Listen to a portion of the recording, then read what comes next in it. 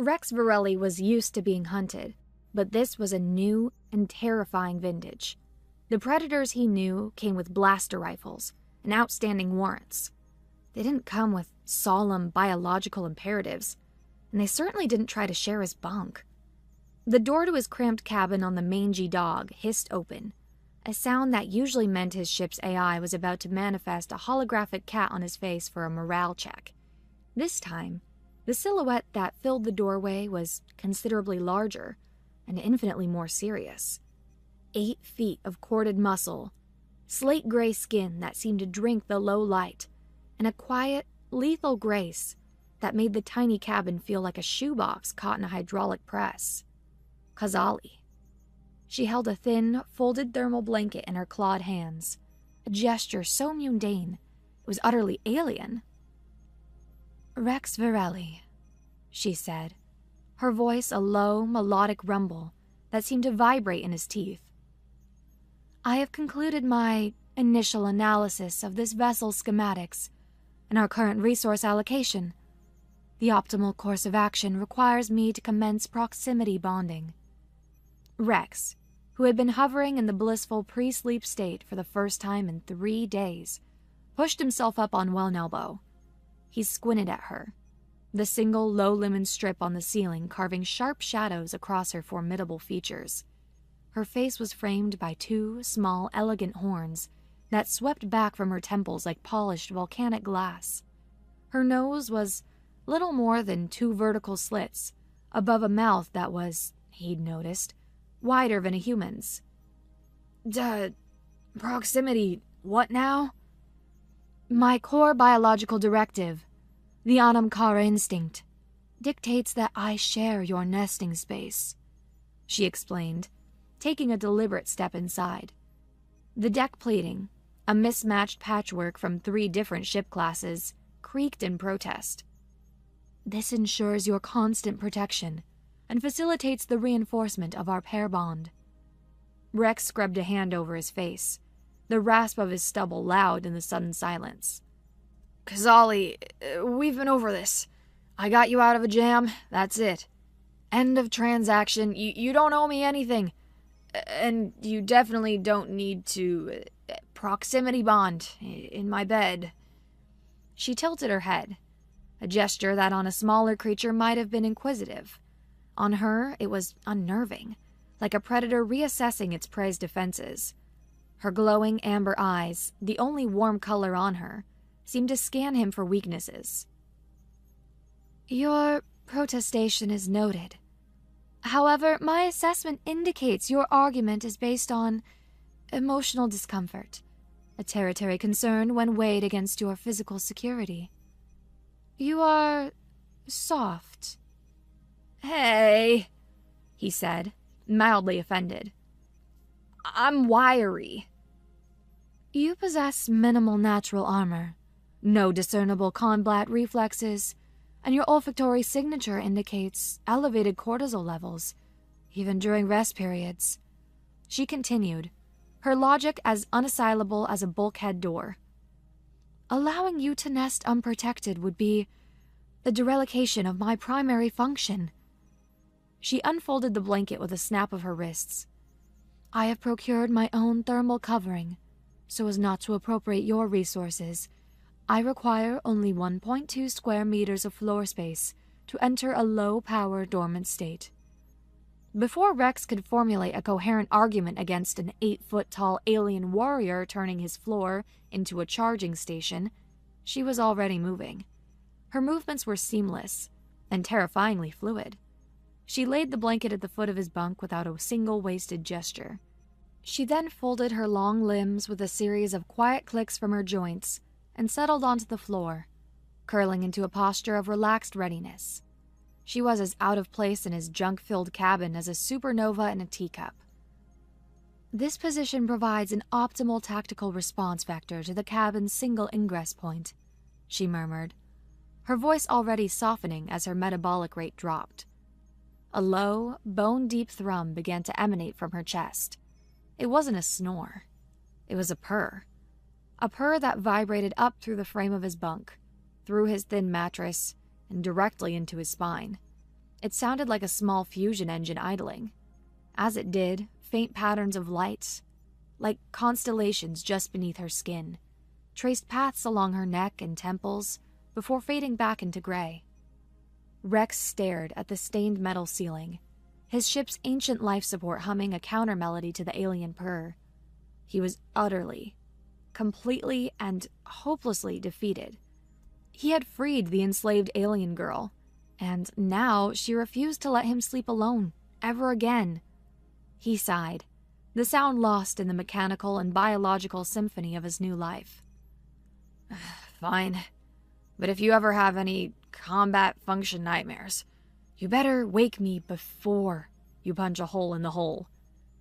The purr hitched, then deepened. Affirmative, my chosen. Rex Varelli did not get any sleep. The next morning, the acrid chemical smell of the engine solvent hit him before his feet hit the deck. He stumbled out of his cabin and into the cramped cockpit of the mangy dog, and froze. It was clean. Not just tidy, but dangerously so. Every console, every switch, every patch of view screen had been polished to a blinding, frictionless sheen. The usual collection of empty nutrient paste tubes and crumpled data slates had vanished. In the center of his pilot's chair sat a small, gray plate. On it, a glob of nutrient paste had been meticulously shaped into a heart. Kazali stood by the main view screen, wiping down a final smudge with a rag. She wore the same simple gray ship suit she'd had on since he'd dragged her from the derelict, but she'd somehow managed to press it. The cockpit has been optimized for function, she announced, her amber eyes bright with satisfaction. I have also synthesized your morning nutritional supplement. The shape is a crude representation of a Terran symbol for affection. I cross-referenced it with the ship's library archives. Rex stared at the glistening gray heart, then at the consoles. Kazali? Is this blaster lubricant? It is a high-grade polymer-based lubricant, yes, she confirmed. Its solvent properties were highly effective at removing grime. It's also for lubricating plasma conduits, not windows, Rex said, tentatively touching a console. His finger slid right off. Everything is dangerously slippery now. A temporary tactical disadvantage, I concede, she said, tilting her head. The Anamkara instinct compels me to rapidly assimilate to my chosen's environment, she explained simply. Understanding your technology, your culture, your nutritional needs, it is essential to ensuring your survival. It is part of the bond. The stress of it all, the sleepless night, the purring that had rattled his molars, the heart-shaped pace, now the hazardous cockpit, and the quiet psychic intrusion of her bonding was starting to fray the edges of his control. The sharp solvent smell was the final trigger. It wasn't the exact scent, but it was close enough to the discharged energy and chilled metal of the derelict Zegacorp cruiser. The memory didn't just surface. It coiled in his gut. A sudden, sickening lurch. Not a story, but a series of disjointed sensory jolts. The red strobe of emergency lights, the hiss of failing cryoseals, the sight of her, a dormant goddess floating in a gel that warped the light, a heavy metal collar locked around her neck.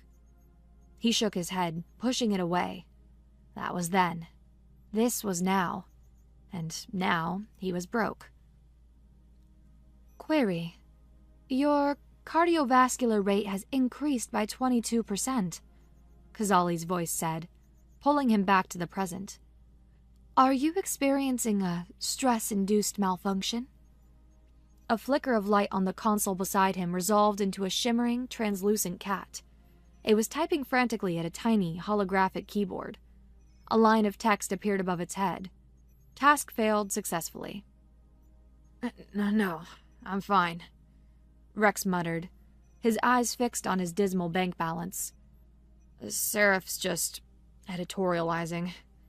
He pointedly ignored the nutrient heart and slid, literally slid, into the co-pilot's chair. pulling up his account balance on the main screen. The number was pathetically small. The job on the derelict hadn't paid out.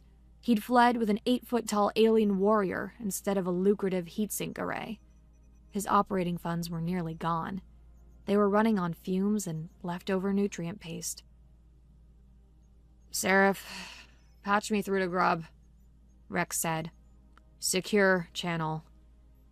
The holocat blinked slowly, its form flickering for a moment into the shape of a dog before snapping back. "One moment. Am processing your request. It's a rough one." The AI's vocalizer crackled with static. Its glitches were getting worse. "Just make the call." The story of how he got here wasn't a memory Rex liked to revisit, but it was clinging to him now, refusing to let go. It hadn't been a clean escape. It had been a panicked, desperate flight. He'd shattered the caller's control unit, and her eyes had snapped open, burning with amber light. The security drones were closing in, their plasma fire chewing up the corridor. He hadn't thought. He'd slammed the emergency release, and a wave of freezing cryogel and an 8-foot-tall alien had spilled onto the deck. "Come on!" he yelled, grabbing her arm. It felt like grabbing a steel girder. She was limp, her systems rebooting, a dead weight of muscle and bone. Getting her back to the mangy dog while dodging drone fire had been a nightmare. He'd half-dragged, half-carried her through the twisting, strobe-lit guts of the dying warship. A stray shot had melted a bulkhead next to his head, showering them in molten metal. He'd thrown her over his shoulder, an act that nearly broke his back, and just ran. The flight back to his asteroid hideout was even more awkward. He'd laid her out on the hold's deck plating, her immense form taking up most of the free space. For hours, she hadn't moved, her breathing shallow. He'd started to think he'd only postponed her death. Then she'd woken up. She sat up, not with a groggy confusion, but with the sudden, silent alertness of a predator. Her amber eyes scanned the hold, cataloging every crate, every loose wire, every stain on the floor. Then they settled on him. "Where am I?" Her voice was a dry rasp, the first words he'd ever heard her speak. "My ship. The mangy dog," he'd said, keeping a careful distance. I got you off that derelict." She touched the base of her neck, where the collar had been. Her fingers traced the raw, chafed skin, and the ugly, black implant port where its wires had connected directly to her spine. "The tether. It is broken." I broke it," he said. "It was malfunctioning." Her gaze was unnervingly intense. "You are the one I saw, when the stasis failed before the pain." "Yeah, that was me." She rose to her feet in a single, fluid motion. He'd instinctively taken a step back. She was a giant in the confined space. "My designation is Subject KZL. I am a Valeth Guardian-class asset, created by Zika Corp." Her voice was a flat, rehearsed monotone. "My synaptic tether was forcibly imprinted to a corporate handler. With the tether broken, my primary bonding imperative is resetting. It seeks an anchor." Her glowing eyes had fixed on him, and a shiver had traced its way down his spine. "It has found one." That had been 2 days ago. 2 days of her silently observing him, asking Seraph pointed questions about human fragility, and, apparently, reading every technical manual and cultural file he had stored on the ship's library core. And now, here he was, staring at a 2-headed alien on his view screen, trying to find a way to pay for his sudden, inexplicable act of conscience. The face that appeared was, as always, 2 faces. On the left, a smooth, purple-skinned visage, with thoughtful, multi-lidded eyes. This was Femus. On the right, grafted crudely onto the same neck, was a cybernetically enhanced goblin-like head, with a twitching nose and wires spilling from its ear. This was Grot. They were Grub, the most reliable and irritating info broker in the sector. Rex Varelli, a luminous convergence of fates brings your signal to our humble node, Themis began, his voice like warm honey. He's broke, Grot rasped, his metallic eye whirring as it focused. Smell the desperation on him. Need some stims, Rexy? Got some battle-grade Arnold Jacks, barely used. Make you fast. Make you forget you're broke. We are not selling stims, brother mine, Themis said with an air of weary patience. We are facilitating the flow of cosmic information. How may we assist your journey? I need a job, Grub, Rex said, cutting to the chase. Simple, fast, high payout. Salvage, not transport. I've got new crew. Complicates things. He glanced over his shoulder. Kazali was watching the two-headed alien with unnerving stillness. Grot cackled, a sound like grinding gears. New crew? Big gray lady behind you? She looks expensive. High maintenance. Zika Corp screwed me on a data conduit deal last cycle. Stick it to 'em for me, Rexy. This one's personal. A whisper travels the data streams, Themis said, his calm voice cutting through Grot's chatter. A Zika Corp courier, the Icarus Wing. It carried a high-value payload. It met with misfortune. Misfortune means pirates, Grot chirped excitedly. Morlane's crew shot it down in the Cinderfall debris field. Real mess. Rex tasted copper in the back of his throat, the ghost of a split lip from their conversation 5 years ago. Morlane, of course. Trouble in the Tartarus Nebula always, eventually, led back to her. Morlane picks her targets clean. There'd be nothing left.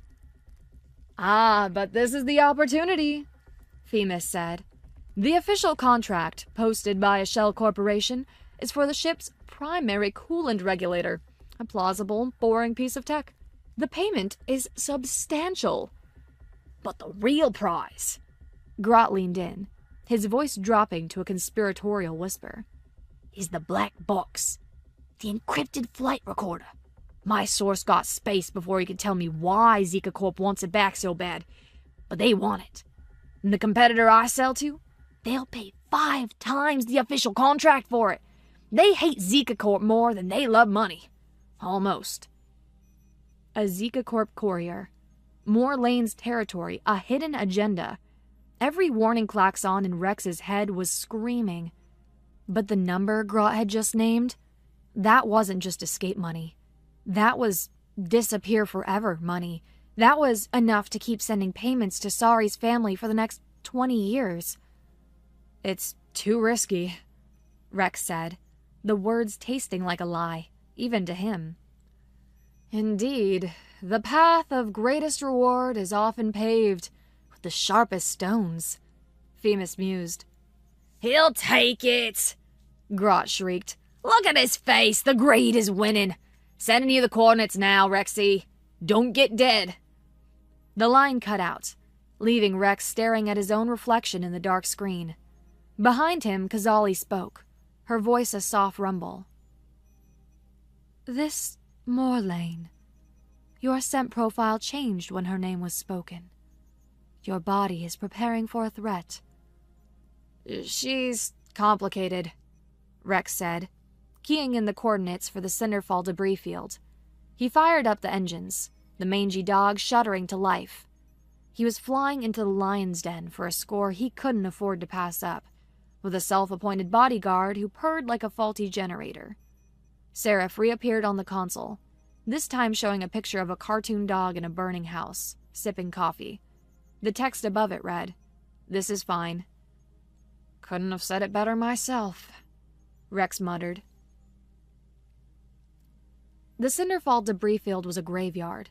Twisted metal skeletons of long-dead ships tumbled in a slow, silent ballet around a dying star. Amongst the old wrecks floated newer, stranger debris, the remnants of a luxury liner, ghostly tatters of once fine fabrics and frozen ballroom gowns, tumbling end over end in the void. The Icarus wing was a fresh corpse amidst the ghosts, its hull ripped open like a tin can, spilling frozen cargo and bodies into the silent darkness.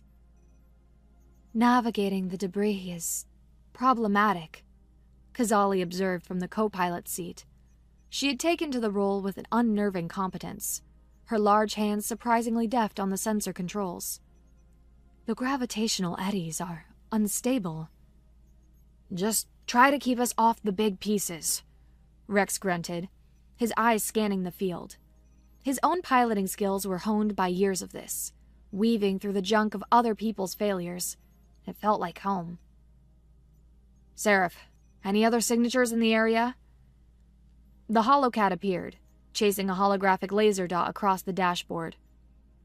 Nope, just us and the spooky ghosts of bad decisions. And a few fashion victims. Helpful as always, Rex sighed. He guided the mangy dog through a cloud of ice particles, its nose pointed toward the mangled courier. Okay, I see the bridge section. That's where the recorder should be. A klaxon blared through the cockpit. Proximity alert. That's not possible, Kazali said, her hands flying over the console. There was nothing on long range. That's because it was cloaked, Rex breathed, his hands tightening on the controls. Off their port bow, a patch of space warped, the stars behind it bending. The darkness coalesced into the sleek, predatory form of a pirate frigate, its hull a collection of weaponized edges and gun-black plating. The ship's name was painted on its prow in elegant, blood-red script. Siren's Kiss. A comm channel request flashed on Rex's screen. He knew who it was before he accepted. His heart hammered against his ribs, a frantic drumbeat of dread and something older, something he refused to name. He stabbed the accept button. Her face filled the screen. Captain Morlane. Her hair was cut in a severe, stylish bob. Her eyes were the color of chips of ice, and the smile on her lips was pure venom. She looked exactly as he remembered, only harder, sharper. "Rex Varelli," she purred, her voice a smoky, dangerous thing. "Fancy meeting you here. I shot this bird down myself a week ago. Still haven't found the damn prize." Her eyes narrowed, taking in the shabby cockpit of the mangy dog. "Tell me, what's a bottom feeder like you looking for in my hunting grounds?" Rex couldn't draw a full breath. The cockpit hummed, but every sound was swallowed by the space between them. He could feel Kazali's presence behind him, a mountain of coiled tension. He kept his own expression neutral, a mask he'd perfected over the years of bad deals and narrow escapes. "Morlane," he said, his voice level. "Just picking through scraps, like always. Didn't realize this was a private party." Her laugh was a low, throaty sound that held no humor. "Everything in the Tartarus Nebula is my private party, Rex. You of all people should know that." Her gaze drifted past his shoulder, and her smile faltered for a fraction of a second. She leaned closer to her comm camera, her eyes locking on Kazali. "Well, well. New muscle? Traded up, have we?" Her eyes narrowed with contempt. "Or is this just another stray you'll get killed?" The memory coiled in his gut, a sudden, sickening lurch. He saw a flash of another face. Sorry, barely 20, her grin infectious as she sat in this very co-pilot's seat, and shoved it back down into the dark. "She's with me," Rex said, his voice tight. Morlane's eyes widened slightly as she took in Kazali's features, the slate-gray skin, the faint glow of her amber eyes, the elegant horns. "Wait a minute. That's not just muscle. Is that a Valeth? I thought they were myths." She leaned back in her captain's chair, a slow, predatory curiosity replacing her anger. Her gaze flickered back to Rex, sharp, and calculating. You got my sister killed for scrap metal, Rex. And now you're running with Zika Corp's boogeyman? That courier was carrying Valith-related tech. Did you steal it from them? Or for them? My designation is Kazali, Kazali said, her voice cutting through the tension like a blade. And I am no one's property. Morlane's eyebrows shot up. It talks, and with such conviction. She ignored Kazali and focused her chilling gaze back on Rex. Let me ask you a different question, then. The important one. Does it follow your orders, Rex? Or does it just follow its biology? The question hung in the air, a scalpel digging for the heart of Rex's deepest, most unspoken fear. Was Kazali's loyalty to him a choice, or a biological reflex? A bond, or a leash? He didn't have an answer. Sensing the shift in the emotional landscape, the hostility aimed at Rex, Kazali let out a low growl that the comm pickup barely registered. A faint glimpse of white, sharp fangs. It was all the answer Morlane needed. I see, Morlane said softly. So, that's how it is. She settled back in her chair. Here's my offer, Rex. You can turn around and fly away, and I'll forget I saw you. Or you can try for whatever is in that wreck. But I promise you, my salvage crews are faster, and my guns are bigger. The comm screen went black. She is a formidable adversary, Kazali stated. You have no idea, Rex muttered. On the sensor screen, two icons representing pirate salvage skiffs launched from the Siren's Kiss, streaking toward the wreckage. They're going for the cargo hold. An incorrect assumption, Kazali said. Grubb's intelligence specified the flight recorder, which would be located on the bridge. Which is why we're not going to be faster. We're going to be smarter. Rex's mind was racing, falling back into old, familiar patterns. Seraph, plot a course. Take us around the stern, use that big chunk of shattered hull from the liner as cover. They're making a lot of noise. We're gonna be a whisper. The holocat appeared, wearing a tiny pirate hat. Aye, aye, Captain. Preparing for maximum sneakiness. We're all gonna die, Rex sighed, pushing the throttle forward. The mangy dog was a ghost. Rex threaded the ship through the metal graveyard, his inputs on the controls minute and exact. They passed so close to the ruined luxury liner that he could see a frozen fountain in what must have been its grand atrium. The pirate skiff's comms chatter filled his ears with boasts and tactical commands. They were loud, confident, and completely oblivious. He brought the ship to a halt, its nose nudged up against the mangled hull of the Icarus wing, right beside a gaping tear that led toward the ship's spine. Okay, the bridge is about 50 meters in, Rex said, pulling on an EVA helmet. Internal gravity is offline, but life support is active in pockets. It's gonna be a mess. You stay here. Keep the engines warm. Kazali was already standing, her expression unreadable. My function is to protect you. I will accompany you. No, you're too conspicuous.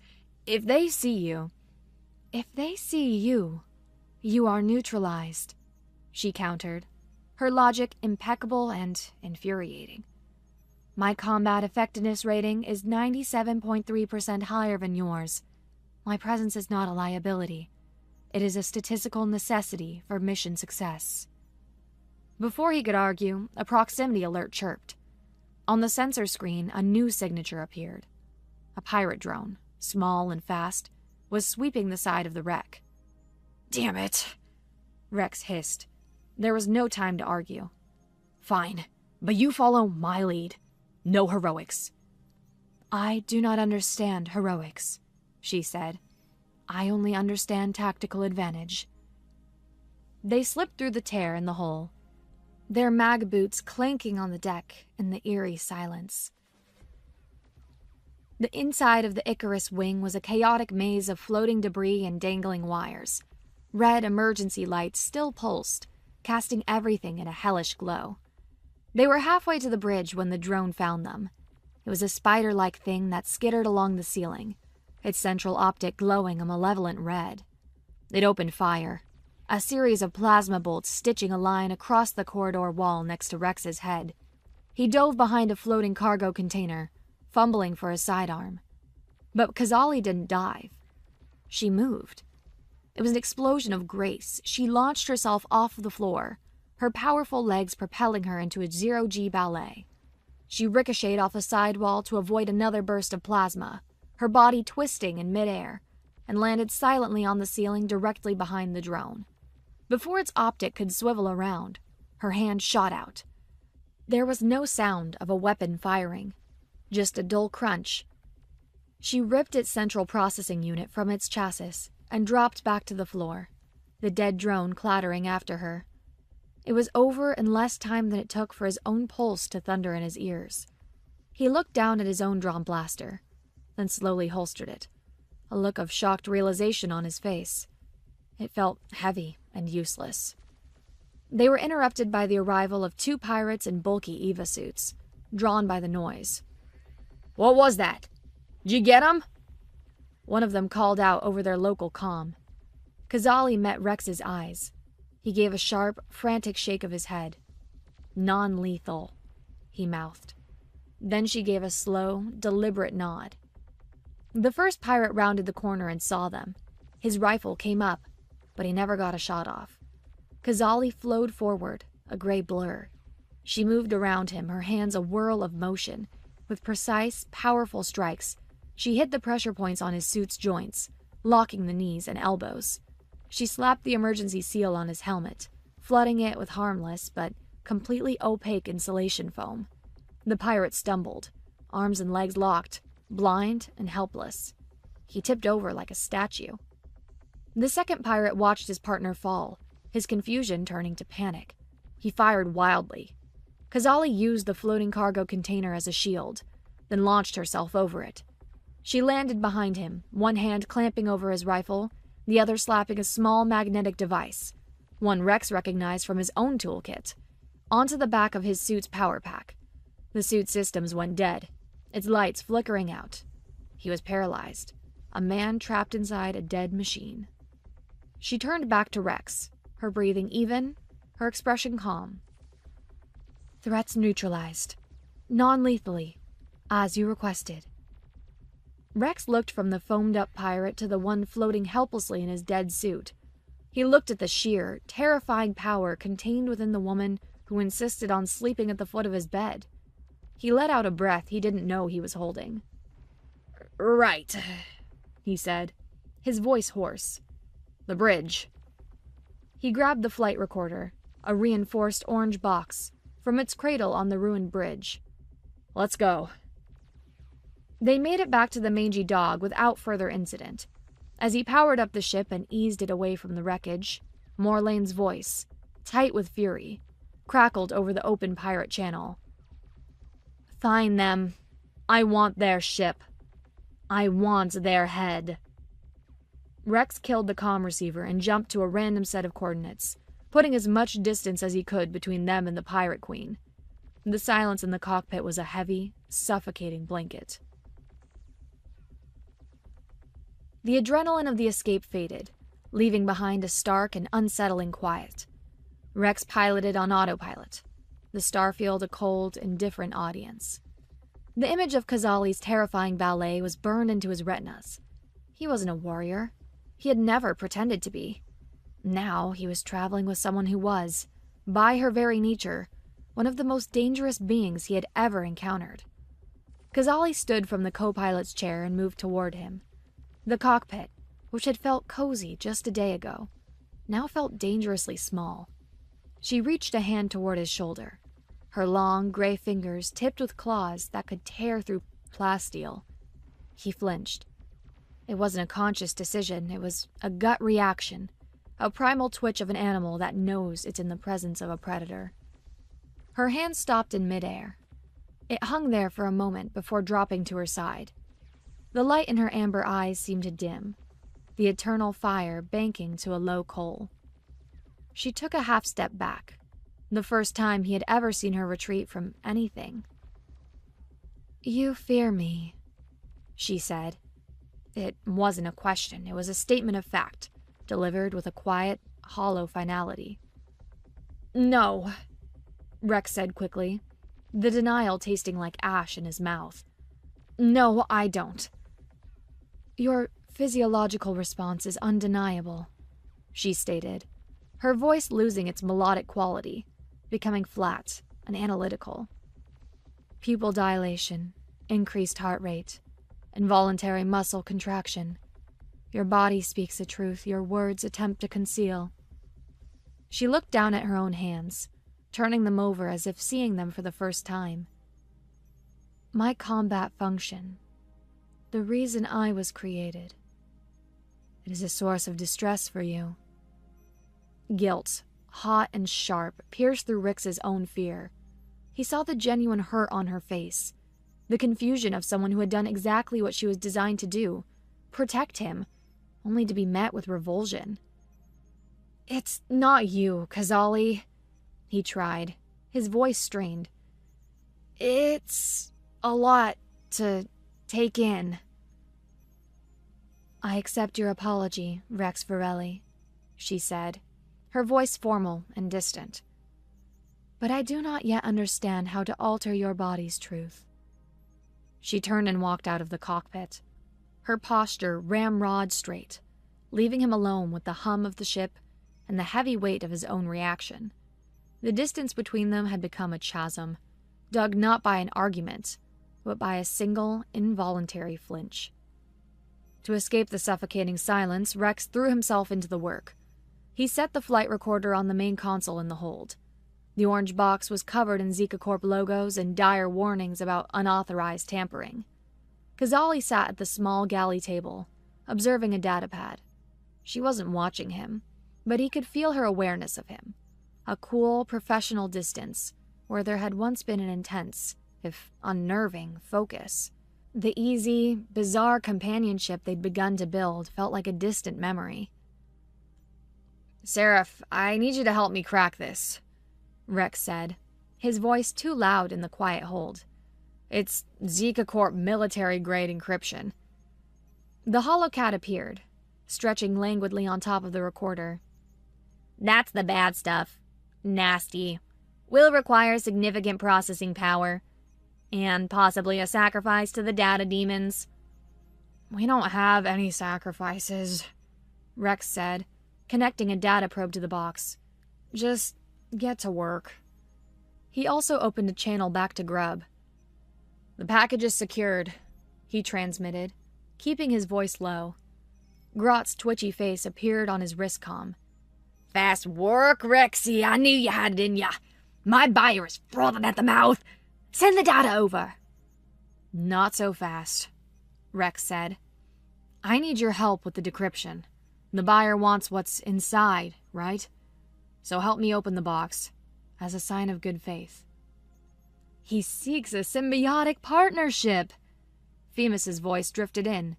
"A wise and prudent request." Fine, Grot grumbled. "But it'll cost you. My slicer diamonds ain't free." "Your buyer is a Zika Corp competitor. Stick it to the man, Grot. Think of it as a public service for that conduit deal they burned you on." There was a pause, then a nasty chuckle. "Okay, Rexy, you got me. Patching my demons into your ship's AI now. They play nice with cats, mostly." The decryption was a siege. As soon as Grubb's programs touched the recorder's firewalls, a silent alarm must have been triggered. A countdown timer appeared on Rex's screen. 60. "What's that?" Rex asked, his stomach clenching. "That's a trace, Rexy." Grot's voice crackled. "When that hits 0, Zika Corp knows exactly where you are. My daemons are fighting their ice picks. It's a real digital bloodbath in there." Seraph's cat avatar hissed, its first standing on end as it batted its strings of hostile code flashing across the screen. Its firewalls have firewalls, and they are angry. The next hour was a frantic, tense battle. Rex rerouted power from non-essential systems to the main computer, the lights in the hold dimming. Kazali, seeing the urgency, was suddenly at his side, her earlier distance forgotten. Her long fingers flew across a secondary console, monitoring the mangy dog's energy signatures. "I am minimizing our EM output," she said, her voice clipped and professional. "It may buy us a few more moments before any local passive sensors can detect the power surge." With 3 minutes left on the clock, a final, brutal push from Grubbs Damon's, guided by a surprisingly elegant piece of code from Seraph, shattered the last layer of encryption. File directories spilled across the monitor. It wasn't just a flight log. It was everything.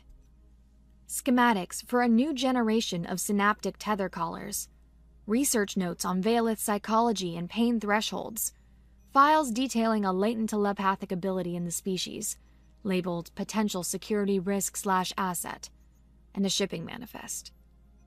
"Seraph, pull up the manifest destination," Rex commanded, his voice hoarse.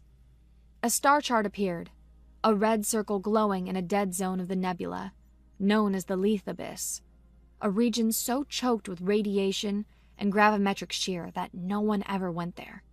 In the center of the circle was a single, massive structure. "And the cargo?" Rex's voice was grim. The Holocat's ears drooped. It projected the key image into the center of the hold, a 3-dimensional schematic that rotated slowly in the air between Rex and Kazali. It was a bioengineering facility, a cloning factory. And inside, row upon row of stasis pods, hundreds of them, each one holding a Veilith, her sisters. A label was attached to the schematic, cold and clinical. Batch 12, bioassets, prepared for Phase 1 deployment. An army of slaves. Kazali rose from her chair, her movements slow, almost trance-like. She approached the holographic image, her amber eyes wide with a horror so profound it seemed to suck the air out of the room. She reached out a trembling hand, her fingers passing through the image of a floating, sleeping Veilith. The horror on her face slowly, terrifyingly hardened. Her jaw clenched. Her hands curled into tight fists, claws extending with a soft snick. The grief in her eyes was eclipsed by a cold, burning fury. Rex's blood ran cold. He knew, with absolute certainty, what was coming next. Every self-preservation instinct he had screamed in one single deafening word. Run. "We sell this data," he said, his voice strained. "We sell it to Grubbs' buyer. We take the money and we disappear. This isn't our fight, Kazali." She turned to him. Her face was a mask of stone, but her voice was quiet, trembling with a terrible, unshakable resolve. "They are in chains. The same chains you broke for me." She took a step toward him. "My survival is secondary to their liberation. It is an unacceptable state. I will rectify it, or I will cease to function." The air punched from his lungs. In her stance, in the fire in her eyes, he saw a ghost. He saw Sari on that last, fatal job. He had wanted to cut and run. Sari had argued, her face flushed with the same righteous conviction. "We can't just leave them, Rex! It's not right!" He'd made the selfish call. He couldn't meet Kazali's gaze. He turned and stumbled back to the cockpit, his heart pounding a frantic, panicked rhythm against his ribs. He collapsed back into the pilot's chair, staring out at the uncaring stars. He could run. He was good at it. He pulled up the comms panel, his fingers hovering over the secure link to Grubbs' buyer. Just one transmission. One button press, and they'd be rich. And all of this would be someone else's problem. He heard a noise behind him and turned. Kazali was in the hold, not looking at him. She was methodically packing a small survival kit. A water resequencer, emergency rations, a med pack. She was going. With or without him. With or without the ship. He looked at her. This impossible, stubborn, magnificent creature, ready to face a fortress, alone. And he looked at his hand, hovering over the button that would be his escape. He saw Sari's face, disappointed. With a curse, he slapped the comms panel off and slammed his fist on the console. He was not that man anymore. He would not be. He walked back into the hold. Kazali looked up from the survival pack, her expression unreadable. "You're not going alone," he said, his voice rough. A flicker of surprise crossed her features. "You stated this was not your fight." "Yeah, well..." he sighed, running a hand through his hair. I was wrong. But we're not going in there like soldiers. That's a suicide run." He pointed at the schematics still floating in the air. "That place is a vault, and we're gonna treat it like one." A slow, determined smile, one he hadn't used in years, spread across his face. "We are gonna be thieves. We're gonna pull off the biggest damn heist this sector has ever seen." For the first time since he had flinched away from her touch, a spark of light, a spark of hope returned to Kazali's eyes. "A heist," she repeated, testing the word. Her own lips curved slightly upward. "I find this plan acceptable." The next few hours were a flurry of activity. The galley table was covered in data slates and projections. It was a true collaboration. Rex brought the scoundrel's cunning, the improvisational flair of a man who'd survived by thinking 3 steps sideways of everyone else. Kazali brought a mind that dissected tactics with exacting detail, pointing out structural weaknesses in the facility, calculating patrol routes from the scant data they had, and identifying flaws in his wilder ideas. "Your plan to vent the primary coolant system is bold," she said, tapping at a projection of the station's plumbing. "However, it would also flash freeze the stasis pods, neutralizing the assets we are attempting to liberate." "Okay, bad idea," Rex conceded. "What if we create a diversion?" "A diversion of sufficient magnitude to draw the attention of a corporate black site's entire security force would require resources we do not possess," she countered logically. "Specifically, a fleet." Rex stared at her. An idea, a terrible, brilliant, insane idea, taking root in his mind. "You're right," he said slowly. "We do need a fleet." He took a deep breath, the taste of bile and pride rising in his throat.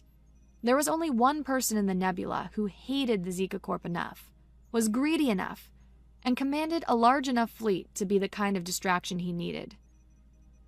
"Seraph," he said, his voice grim. "Open a secure, wide beam channel. Encrypt it with my old partner cipher, Delta 9. The holocat looked up from cleaning a holographic paw. "That one is dusty, full of bad feelings. Are you sure?" "Just do it." A moment later, Morlane's face appeared on the screen. She was not smiling. Her eyes were chips of ice. "You've got nerve, Rex." "I'm not calling to chat, Morlane," Rex said, his voice steady. He had to do this. For Kazali, for Sari, for himself. "I'm calling to pay a debt." Her expression flickered. "You don't have enough money in the galaxy to pay what you owe me." "It's not about money," he said. He took a breath. This was it. The confession he'd run from for 5 years. "It's about Sari. I'm calling to tell you what really happened."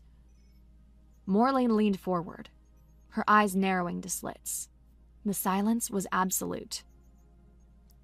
It wasn't bad luck, Rex began, the words tasting like rust. It wasn't a stray shot. It was me. We were on that corporate outpost in the Cygnus Rift. We found something we weren't supposed to. People. Dozens of them, held in a forced labor pen. Sorry, she wouldn't leave them. He couldn't look at the screen, staring instead at a scuff mark on his console. She said, "We can't just leave them, Rex. It's not right." He swallowed, the memory sharp and vivid. The sound of Sari's fierce whisper, the klaxons, the smell of burning circuits. I told her it was suicide, that we had no plan, no gear for a mass rescue. I told her we had to stick to the mission and get out. But she didn't listen. She was so damn stubborn. So good. She said if I wouldn't help, she'd do it herself. And she just went. His voice cracked, just for a second. I went after her, but it was a mess. No plan, just reacting. We were making it up as we went, and the whole place went on full alert. The security grid resequenced, trapped her on the far side of the main causeway. He finally looked up, meeting Morlane's icy gaze, forcing her to see the shame in his eyes. I was almost to her. I was right there. But the blast doors slammed down between us. I saw her face through the armored glass before the emergency shield snapped on. If I had just listened to her, if we'd made a real plan together instead of me trying to clean up the mess of her heroism, maybe she'd still be here. I was a coward, and my hesitation got your sister killed. The air in the cockpit was thick with his shame. Kazali stood silently behind him, a pillar of support. Morlane stared at him, her face a mask of stone. He expected her to curse him, to scream, to promise his death. Instead, when she spoke, her voice was a quiet, ragged whisper. I know. Rex blinked. What? I salvaged the flight recorder from that wreck myself, 6 months later, she said, her voice hollow. I heard the whole thing. Her plea, your refusal, the audio of her running off and you screaming her name. The last thing the recorder picked up was her trying to call my name through the comms as the life support failed. A single tear traced a path down her cheek, a crack in the icy facade. She wiped it away with an angry gesture. Why aren't you telling me this now, Rex? She asked, her voice regaining its edge. What do you want? A chance to make it right. Or as right as I can, he said, laying it all out. He told her everything. The Veilith, the cloning facility in the Leith Abyss, the army of slaves Zika Corp was building. I have a plan to hit them, he finished. But, like Kazali said, we need a fleet. We need a distraction. Morlane was silent for a long time. You want me to risk my ships, my crew, on a suicide mission planned by the coward who got my sister killed? Yes, Rex said simply. And what's in it for me? Revenge, Rex said. And everything else. My plan will expose that station to the entire nebula. It'll be a feeding frenzy, but you'll be there first. You get first pick of Zika Corp R&D, their ships, their tech, a monopoly on the biggest salvage haul in a decade. He paused. And one more thing. I need you to rescue them. The Veilith, any that make it out. Get them clear of the chaos. In exchange, the salvage is all yours. No finder's fee. Morlane's eyes searched his, looking for the angle, the trick. She found none. Sari always did see the good in strays like you, she said, her voice laced with a bitter irony. She thought you could be better than you were. She leaned back. Fine. You will pay your debt to my sister by helping me burn these slavers to the ground. Give me the coordinates in your timetable. But Rex, if you fail, if your plan gets one of my people killed, I will collect the rest of what you owe me myself. And I will not be gentle. The channel closed. Rex slumped into his chair, emotionally drained. Kazali placed a hand on his shoulder. It was warm, solid. He didn't flinch. The night before the raid, the mangy dog drifted in a silent asteroid field, waiting. The tension was a living thing in the small ship. Sleep was impossible. Rex was in the cockpit when Kazali entered. He patted the co-pilot's chair. She sat, her presence a comfort. "Thank you," she said softly, "for what you did. With her." "I owed her the truth," he said. "The bond between you and this Morlane, it is complex, forged in grief." She reached out, her hand covering his on the center console. Her claws were retracted, her touch gentle. This time, he turned his hand over and laced his fingers with hers. "Your feelings, they're yours, Kazali," he said, finally understanding. "Not instincts, not programming. They're yours. I know that now." She leaned closer, her amber eyes luminous. "The Anamkara may have opened the door. It may have pointed the way. But I am the one who chose to walk through it." He turned to face her, the space between them shrinking to nothing. He saw the sincerity in her eyes, the unwavering conviction. It was her. All her. He closed the distance. Their kiss wasn't gentle. It was a collision of desperation and relief, of fear and hope. It was the heat of her lips against his, the strength in the hands that came to cup his jaw, the raw, undeniable truth of their connection. It was a promise, made in the quiet before a storm, a pact to see the sun rise on the other side. When they finally broke apart, breathless, she rested her forehead against his. "I will protect you," she whispered. "I know," he whispered back, "and I'll protect you."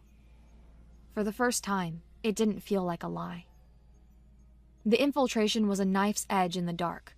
Morlane's fleet was the hammer, smashing against the station's dorsal defenses in a glorious, chaotic display of pirate aggression. The mangy dog was the scalpel. "Energy signatures are fluctuating," Kazali reported, her eyes glued to the sensor display. "The plasma venting cycle for the secondary heat exchangers is about to begin. You will have a 4.6-second window to pass through the conduit." 4.6 seconds. No problem, Rex lied, his knuckles white on the controls. He angled the ship toward a massive glowing vent. The outer doors irised open, belching a wave of superheated plasma. Rex pushed the throttle, and the mangy dog shot forward, surfing the razor's edge of the dissipating energy wave. They were through. They docked in a silent maintenance bay. The plan was twofold. Rex had to get to the station's primary comms array to initiate a mass stasis pod wake-up sequence and open the hangar bay doors. Kazali had to get to the cloning bay's central core, the one place where she could act as a psychic amplifier for her sisters. They moved through the sterile white corridors. An automated voice echoed from hidden speakers. "Unidentified biologicals detected. Security teams dispatched." They reached a junction. "Comms are that way," Rex said, pointing down a long corridor. "The cloning core is 2 levels down. We meet back at the ship." "Understood," Kazali said. She paused, her amber eyes meeting his. "Be safe, my chosen." "You too," he said, his throat tight. And then they were running in opposite directions. Kazali reached the observation deck overlooking the cloning bay. The sight of her hundreds of slumbering sisters stole her breath. She found an access ladder and descended into the core itself, a massive chamber, filled with humming machinery and the ambient psychic hum of hundreds of dormant Veilith minds. The calm, synthesized voice of the Overseer AI spoke, not from the speakers, but directly inside her head, a cold violation. It was using a resonance frequency keyed to the implant at the base of her spine. Subject KZL, welcome home. Your handler has been terminated. Re-imprinting sequence initiated. Command protocol reactivated. You are a weapon. You will obey. Agony, white hot and absolute, flared through her nervous system. It was the ghost of the caller, made real again. Her muscles locked, her body contorting. Meanwhile, Rex was fighting his own battle. 2 Zika Corp guards in sleek black armor pinned him down behind a bank of servers. He was outgunned, outmaneuvered. Back in the core, the AI's voice was relentless. A threat to the facility has been detected in Sector Gamma 7. You're chosen. He is an anomaly.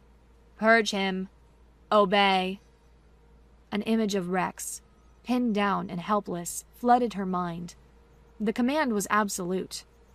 Neutralize the anomaly. She screamed, a sound of pure agony, fighting a war in her own soul. Then, through the psychic noise, she felt something else. A flicker of connection. Rex, thinking of her, trusting her. And beneath that, the faint, sleeping consciousness of her sisters. She wouldn't be a weapon. She would be a voice. She fought through the pain, focusing not on the AI, but on the dormant minds around her. She opened her mouth, and it wasn't a scream of pain that came out, but a single, pure, resonant note. A song. The song of sorrow. A lament for their stolen lives, their enslavement. It was a latent Veilith ability, a telepathic cry that Zika Corp had tried to suppress. The note grew, amplified by the hundreds of minds around her, building into a psychic wave that washed through the station. On the other side of the facility, Rex felt it. A sudden wave of profound grief and rage that wasn't his own. It momentarily stunned the guards, whose own latent psionic sensitivity was being overloaded. He seized the opportunity, firing a shot that ricocheted off the ceiling and hit the panel controlling the fire suppression system. The corridor filled with thick, disorienting foam. He scrambled past them and made it to the comms array. He slammed his hand on the master control, initiating the pod wake-up and opening the hangars. In the core, Kazali's song changed. The sorrow turned to fury. It became the scream of liberation. The psychic wave she unleashed was a weapon. It didn't just carry emotion, it carried data. The station's location, its crimes, its secrets, all embedded in the telepathic broadcast that now screamed across the entire Tartarus Nebula. The AI's control over her shattered. The sonic assault ceased. She had won. They fought their way back to the mangy dog through a station in utter pandemonium. Veilith, newly awakened and enraged, were tearing their way out of the cloning labs. Alarms blared as ships of every shape and size began jumping into the system, drawn by the psychic scream. They blasted out of the maintenance bay just as Morlane's fleet shifted in formation. Her sleek warships weren't just firing on the station anymore. They were creating a protective cordon, herding the streams of escaping Veilith life pods and shuttles toward a designated safe jump point. A private comm request pinged. It was Morlane. Her face was illuminated by explosions. "It's done," Rex said. "I see that," she said, a hint of something like awe in her voice. "My sensors are going haywire. What was that?" "That was the price of freedom," Rex said. She nodded slowly. "The debt is paid, Rex. Now get out of my sector, and don't come back." The channel closed. In the quiet of the cockpit, covered in grime and sweat, Rex and Kazali watched the distant fireworks as the station was torn apart by the arriving hordes. They had won. Later, the mangy dog was light years away. Rex was in his bunk. Kazali was curled up beside him, her head resting on his shoulder, her purr a low, steady, comforting rumble. "Where do we go now, my chosen?" she murmured. Rex looked at the star map projected on the ceiling. They were free. They were together. He smiled, a real, easy smile. "I have no idea," he said, kissing the top of her head. "But we'll figure it out together." A soft chime came from his wristcom, a message from Grub. He opened it. Grot's face appeared, looking more twitchy than usual. "Rexy, good and bad news. The buyer is ecstatic. Says whatever you did was better than any data he could have imagined. The money's in your account. The bad news, Zika Corp is unhappy. They put a new bounty out. Priority 1. Retrieve alive." Grot leaned closer. "And they're asking some weird questions, Rexy. Not just about you. They want to know everything there is to know about the Anam Kara bond." Rex closed the message, the thrill of their victory tempered by the cold chill of a new hunt. He looked down at Kazali, sleeping peacefully beside him. He wasn't afraid. He just held her a little tighter. The war was over. A new one had just begun.